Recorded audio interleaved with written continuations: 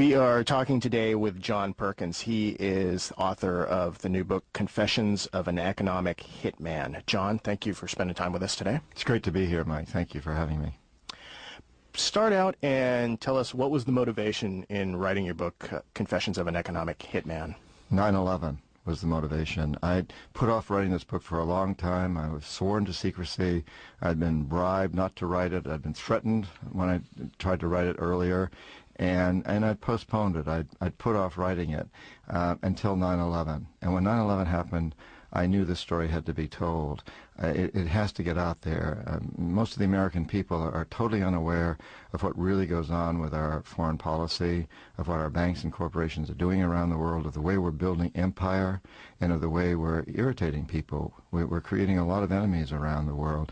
I don't think that 9/11 happened as just one crazy fringe terrorist and his group of people all by themselves. It happened because there's a tremendous undercurrent that supports that sort of thing. Much of the world looks at bin Laden as a Robin Hood. Now, what he did is despicable. It's terrible. It's a heinous crime.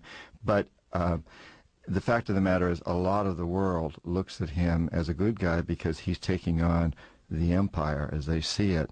Most Americans don't understand that. If we understood it, if we understood the way the world feels about us, I think we would change. We're a very compassionate people, and we would make that change. And incidentally, in the last couple of days, I've seen my book go to the top of the list at Amazon.com to #1 and then stay in the number 10 spot. So the message is getting out there, and I find that extremely encouraging because people need to know what we're doing, and then we can create change. We have a tremendous opportunity here to move into a new world, and for America to be a leader in creating a feeling of compassion and a republic, a true democracy and a true republic around the world that begins to attack some of the serious problems that humanity is facing. Tell us, how is it that you got brought into the profession that you held? Well, while I was still in business school in 1968, the National Security Agency recruited me. And the way that happened was that I was married to a woman whose father was very high up in the Department of the Navy, and one of his best friends was very high up in the National Security Agency. So they offered to interview me for a job, and I went in and I spent a couple of days there, especially one very intensive period when I was under lie detector interviews. And during that period of time, they discovered many weaknesses in me. I have a lot of weaknesses, and they identified me as a good candidate for an economic hitman. And then I was sent into the Amazon rainforest by the Peace Corps. I went in the Peace Corps for a short period of time, 3 years actually, and went into the Amazon and worked with people who were very strongly opposed to what the oil companies are doing to the Amazon, indigenous people there in the Amazon. It was really part of my training. While I was still there, a vice president from a major international consulting firm came down, and who also had connections with the National Security Agency, and knew that they had identified me and recruited me for this job, because economic hitmen work through private corporations, not directly for the government. That keeps everything much more secret, and it leaves the government out. The government cannot be implicated as long as this is being done through private consultants. The consulting firms, of course, are paid by the U.S. government as consulting firms, and people like me, then my salary was paid by this consulting firm. But it was very clear, it was very obvious to me what I was supposed to do, and after I agreed to join this effort, I was then trained by an amazing woman who's described in detail in Confessions of an Economic Hitman. Her name is Claudine, and she was very beautiful, very seductive, extremely talented, knew exactly what to do, knew all the hooks, knew all my weaknesses, and brought me in. You know, I like to think of myself as a good person at heart, and I grew up in a family in New Hampshire that came from over 300 years of Yankee Calvinists.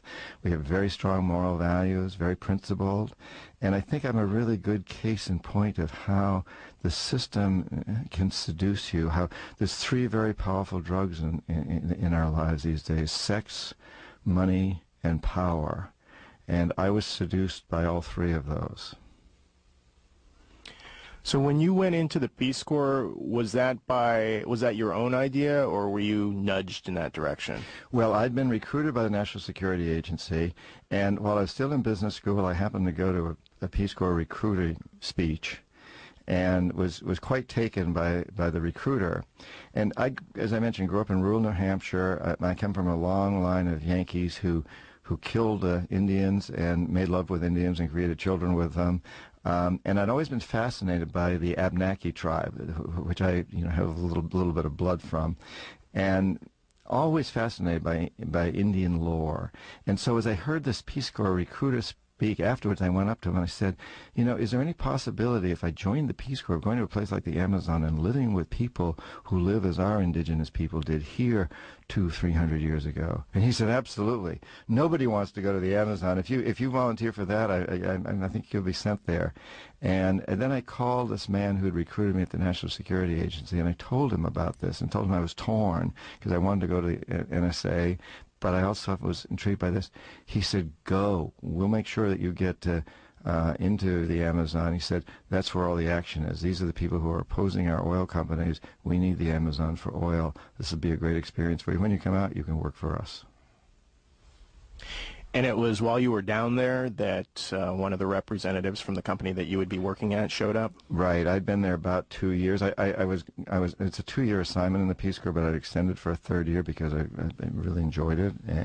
And I was also not interested in going to Vietnam, and I had another year before I turned 26 and was no longer draftable. And after the second year, this gentleman showed up. He's talked about extensively in the book and named in the book, and told me he'd be interested in hiring me. And for a year after that, we corresponded. I wrote a lot of letters to him. He asked me a lot of questions about the economy of Ecuador. He was really testing me. He was checking me out. He was seeing where my loyalties were and whether I was able to write books on, reports on the economy of people and really check out the people. So I did that. I passed that test, and a year later he brought me up to Boston, where the headquarters of this company were, and recruited me.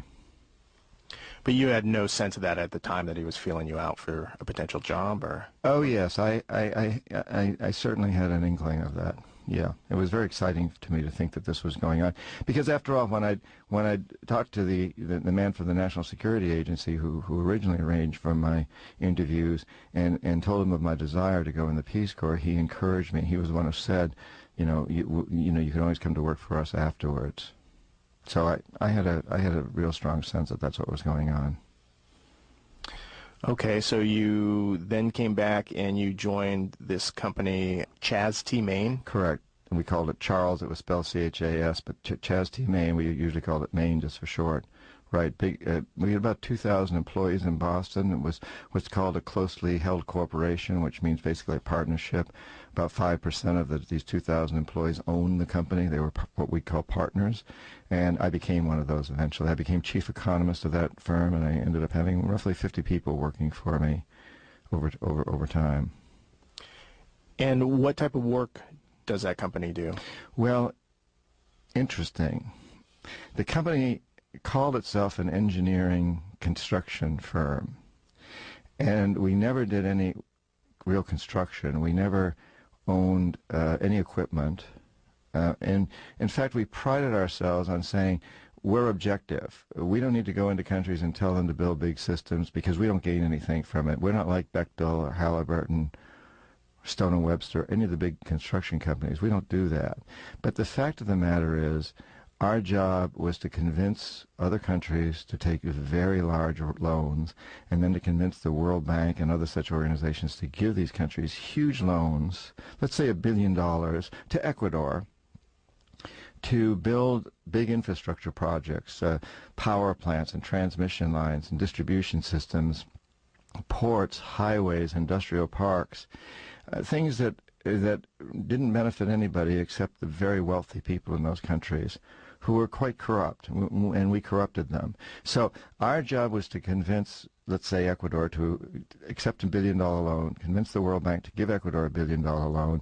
90% of that $1 billion would come back to the United States to pay for Halliburton, Bechtel, these kinds of, or these types of companies, to build the infrastructure, and then which would only serve the wealthiest people in those countries, and then the country would be stuck with this huge debt, which over time would continue to be refinanced and get larger and larger and larger, so that in fact today Ecuador owes more than 50% of its national budget just to pay down its debt service, which means there's very little money left to go to pay for the education or health services for the poor people, who are the ones who suffered from these projects. It was their rivers that were destroyed as we built hydroelectric plants. It was their land that was destroyed, and while a few of their people got wealthy, as a few of ours did. So now they're saddled with